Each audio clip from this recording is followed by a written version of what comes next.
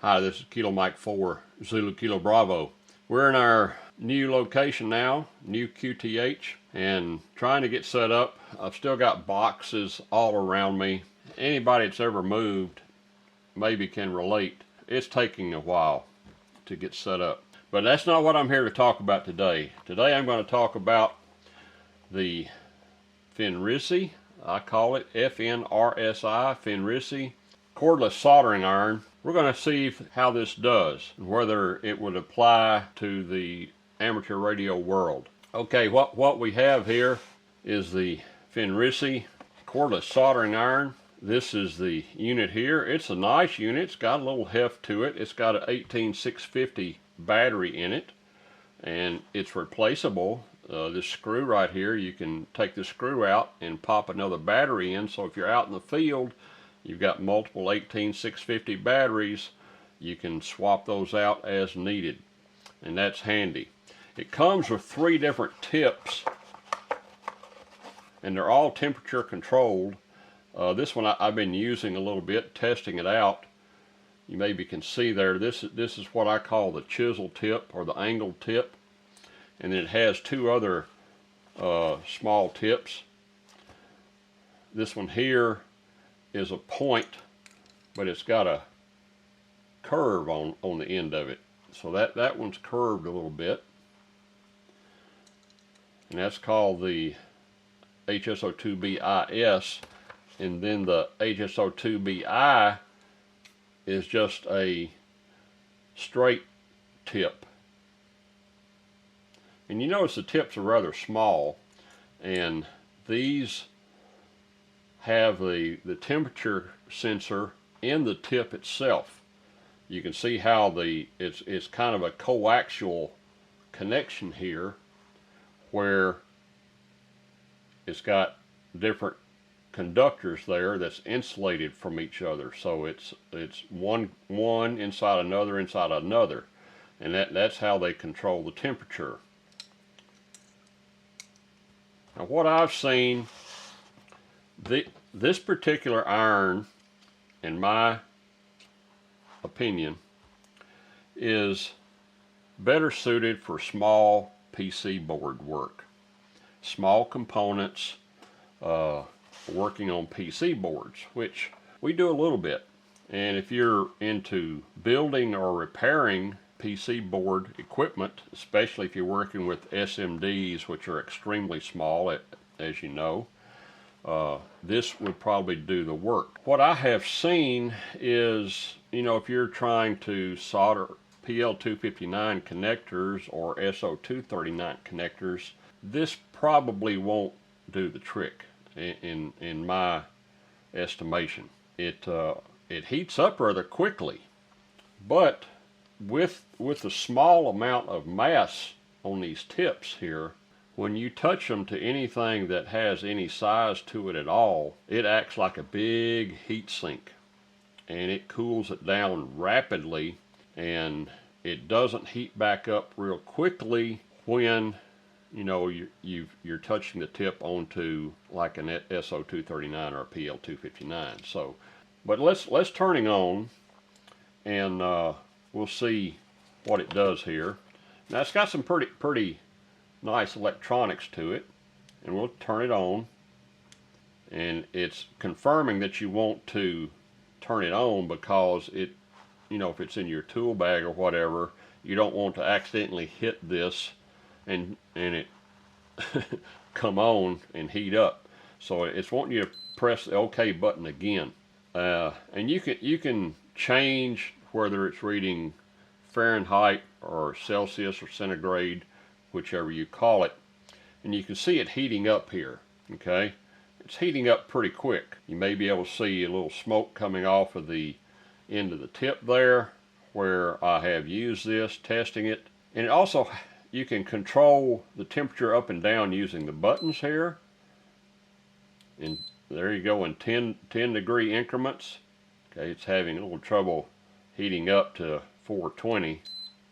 Let's take it back down to 410, 400. But also, you see this dial here. This also lets you adjust the temperature in 50-degree increments here in Celsius mode. And the literature says that this is mainly to do work in the 300 to 350 degrees Celsius range. It says, you know, if you use the higher temperatures, it's going to wear out your element faster. And, you know, this is a temperature controlled element. Now, you know, this is on, it's heating up. This is a protective cover. You can stand it up like that.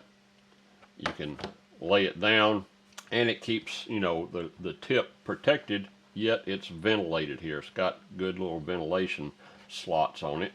Let's crank it up, and just by turning the knob here, I guess that's in position 3. There's position 4, and there's position 5, which is the max. And it's heating up to 450 degrees Celsius. Let me get a PL-259 connector, and let's do a little test with it and see what it will do. Okay, you can see here that we're up to 400 degrees Celsius. We're going to apply it here to the tip of this PL-259 in the center conductor, and watch the display as I touch it here. First I'll put a little solder on the tip. Watch the temperature go down.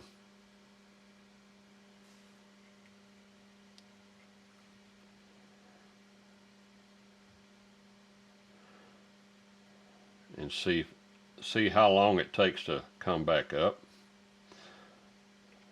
This center conductor of this PL-259 is basically sucking all the heat out of that tip. And to me, you know, that's going to happen. But how long does it take to recover temperature, to me, is the important thing, because it's got to heat up this center conductor and the tip of the PL-259 enough to melt solder. It's starting to melt there a little bit.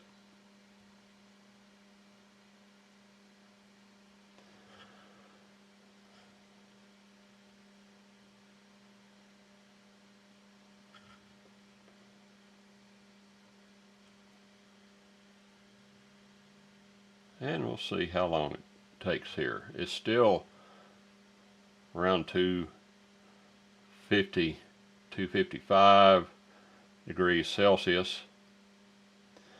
And I know most of us here in the States don't relate to Celsius, but the temperature, to me, in this particular comparison, is not the important thing, but the recovery rate. You know, we were at 400 degrees C, and it took it quite a while to come back up, and it's still not back up to 400, and that may be too much. So let's dial it down to 300 C. Well, there's 250 C. And let's see how long you know, the solder is not melted now. We're at 250 C. We'll put a little solder on the tip and see how long it takes for the solder to flow again. We should see that ball there on the end melt down into the wire once it gets hot enough. It will do the PL-259, just not as fast as I would like. I guess I'm spoiled with the corded irons that I normally use, but that is flowing solder. It will flow. It does take it some time. How fast you want to do that is up to you. You know, if you don't have power available for a corded iron, this will do a PL-259 center conductor. You know, this is a used connector that I've recycled, and I was looking for the braid inside, but it's further up into it, so we don't even see any braid here in these holes to solder to.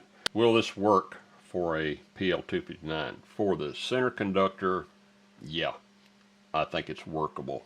For the shield, you know, if you got the type where you need to solder the shield to the PL-259, I don't think it'll do it. That's too much of a heat sink. What's my verdict on this? It depends on what you're wanting to do with it. For the center conductor on the PL-259, it'll do it. For PC board work, it'll do it, because if it'll heat up this, it'll heat up the joint on a PC board. Yeah, I like the controls, the quick way to dial in a new temperature there, and it doesn't take long for it to reach that temperature. Once you dial it in, you can see it climb there. Boom, it's there at 450 already. You can see the smoke coming off the end of the tip down here as I scrape some of the flux off of the tip. I need a Brillo pad or something, you know, to wipe it on, which is common practice. Yeah, I would say that this would work. Would it be my go-to iron? Probably not for normal work, but for PC board work, if you're concerned about overheating the traces or overheating the components, you've got controlled temperature here, and you can apply it in a very small point. You can see there, I nearly touched it. You've got to be careful. But even the chisel point, which is the largest point, is relatively small, and those other ones, they were almost down to needle point size. So smaller work. The FNIRSI cordless soldering iron will do the job. Check it out on Amazon, and this is the model HS-03. It also has multiple language support, so if English is not your primary language, this has other languages available. Pretty neat little iron. Check it out. There'll be a link in the description where you can go and check this out on my Amazon site. Thanks for watching. Good to be back. Still got a lot of work to do.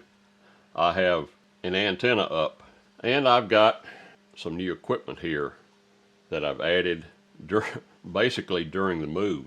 I never had this at my other QTH, neither piece here.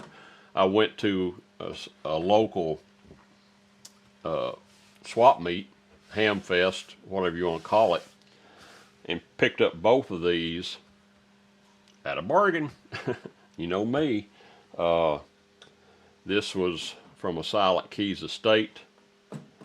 This is a full QRO tuner, and I picked up a little AL811H amplifier, which gives me 400 to 600 watts depending on the band into the antenna that I currently have up, which is a ZS6BKW, one that I built previously. Had to retune a little bit. We'll get into that more in another video, but this is a video on the HS-03 FNIRSI cordless soldering iron. Maybe something you want to check out, especially if you do fine work. This is Kilo Mike 4, Zulu Kilo Bravo. Hope you have a blessed day.